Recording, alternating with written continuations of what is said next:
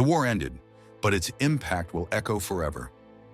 The battlefield, once a stage of glory and tragedy, became a graveyard of empires and dreams. For those who survived, the end of the war brought not relief, but a new challenge. The weight of fate and irreversible consequences fell upon everyone. Among the Greeks, some would return home as victors, but not all would find peace. Others would never return, trapped in the eternity of myths. When the Greeks invaded Troy, hidden inside the wooden horse, Priam witnessed the destruction of his city. As Achaean warriors slaughtered Trojans and burned temples, Priam sought refuge at the altar of Zeus. But war spares no one. Before his eyes, his youngest son, Pelides, was brutally killed by Neoptolemus, son of Achilles. In despair, Priam tried to confront him, pleading for respect for the gods and the dignity of a defeated king. However, Neoptolemus ignored his words, dragged Priam to the sacred altar, and executed him. Thus, the last king of Troy met a cruel end, and his lineage was extinguished. With his death, the city that had resisted for so long was reduced to ashes. But not all Trojans accepted destruction as an absolute end. Amid the flames and ruin, Aeneas, of royal lineage and son of the goddess Venus, refused to accept defeat. Guided by fate and aided by the gods, he gathered survivors and fled the burning city. His journey was not easy. For years, he sailed across the Mediterranean, facing storms, mythical creatures, and the wrath of Juno. But the gods had a greater purpose for him. In distant lands, his descendants would give rise to a new empire, Rome. Aeneas did not directly found Rome, but his descendants would create the civilization that would rule the world. Troy fell, but its soul would live on in a new nation. The name of Hector became an eternal symbol of resistance. His duel against Achilles was more than a battle, it was a testament to his honor. Even amid the destruction of his city, his name would be remembered by Greeks and Trojans alike. Ajax, consumed by pride and rage after losing Achilles' armor, went mad and took his own life.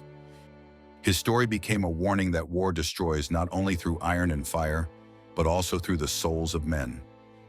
Achilles, the mightiest Greek warrior, fell to the treacherous arrow of Paris, guided by Apollo. His death did not erase his legend, it immortalized it.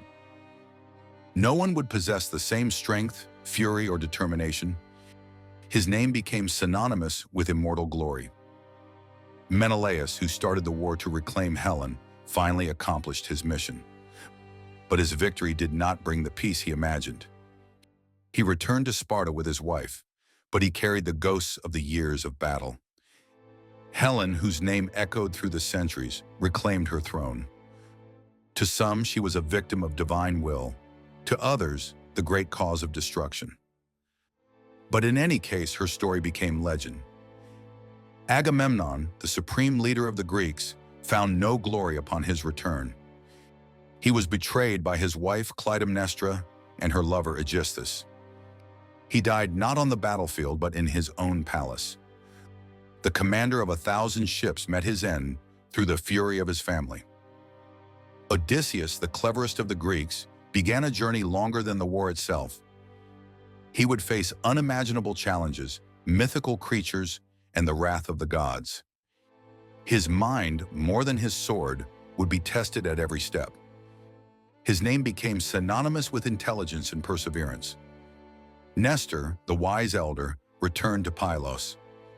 His mission was no longer battle, but the preservation of memory. He would guard the legends, ensuring that the lessons of the war would never be forgotten. Diomedes, the warrior who dared to wound gods, returned to Argos as a hero. His name would echo in songs, reminding that courage can challenge even the fates written by the immortals.